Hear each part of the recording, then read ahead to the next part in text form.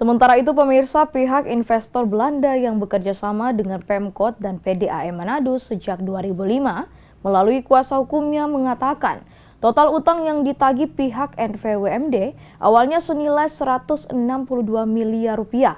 Kemudian berdasarkan audit dan negosiasi turun ke angka 55 miliar rupiah. Ada 3 terdakwa dalam kasus dugaan korupsi PT Air Manado. Mereka adalah Hani Roring di Rut PDAM Manado periode 2005-2006. Vero Taroreh, mantan Ketua DPRD Manado 2005-2009, serta Jan Wawo, mantan Badan Pengawas PDAM Manado 2005-2006.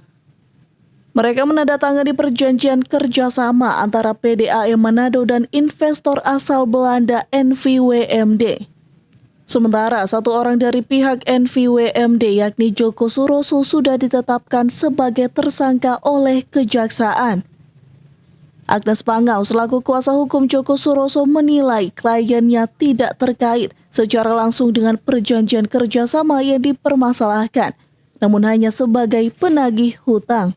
Representasi dari WMD dari pihak Belanda yang kapasitasnya untuk menagih hutang yang ada dari pemerintah kota Manado, dalam hal ini PDAM, dan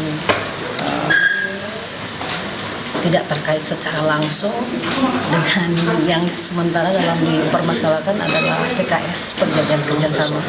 Jadi representasi Pak Joko hanyalah untuk menagih hutang, dan hutangnya ini ada, sudah diakui kemarin oleh Wali Kota Pak Fikil Mantip bahwa hutangnya memang ada, nominalnya sudah ditetapkan dalam penyampaian kemarin. Hutang yang ditagih berapa besar jumlahnya? Sebenarnya hutang